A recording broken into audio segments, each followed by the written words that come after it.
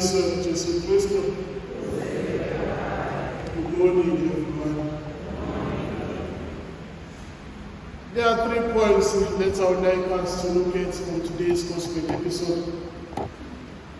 We hear that Jesus leaving synagogue, he went to the house of Simon and Andrew, his brother, and there he found the mother-in-law of Simon who was sick. The evangelist tells us that he healed her, he lifted her up by hand, and the fever left her.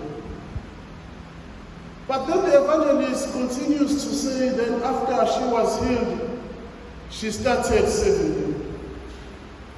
That's the first point I would like us to look at. After she was healed, she started serving them. After she got what she was looking for, she started serving God. After Jesus healed her of her fever, of her disease, of her sickness, he didn't forget to serve him. Maybe it is common in our lives then that when we have gotten what we have been praying for, we forget Jesus.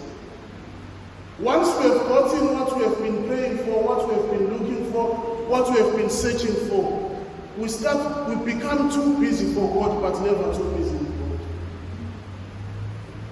The mother-in-law of Simon, she became busy with God, not for God.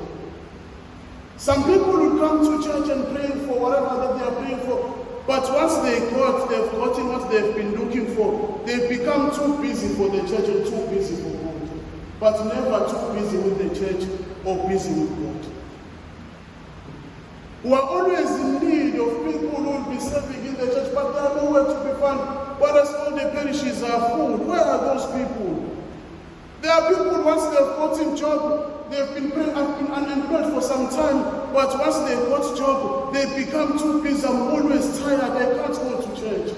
But that's what you have been praying for. God has blessed you with what you have been looking for, but then you become too busy for the person who assisted you, never too busy with the person who assisted you. That's the second point. That's the first point. The second point that I would like us to look at, we are told that after everything that Jesus had done, he went to the lonely place and prayed. Jesus being God, he saw the need of praying. Who are we not to see the need to pray? After everything that he had done, the gospel tells us that he went to the lonely place and there he prayed.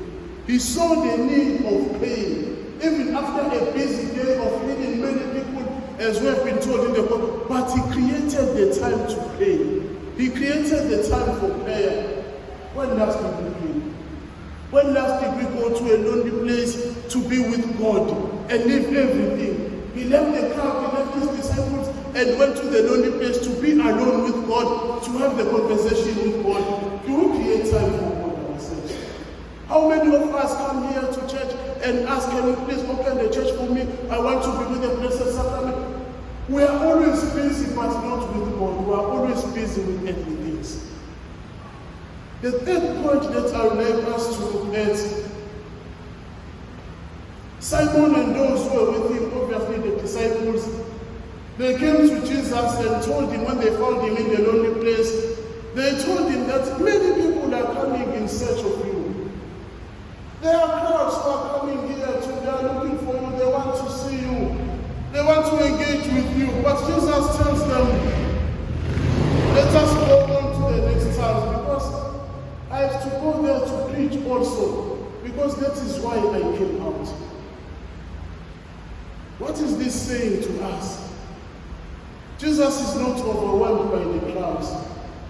He is not overwhelmed by the fame that is now becoming, that is now obtaining. The disciples, they are telling him that many people are coming looking for you, they are in search of you. But it doesn't lose focus.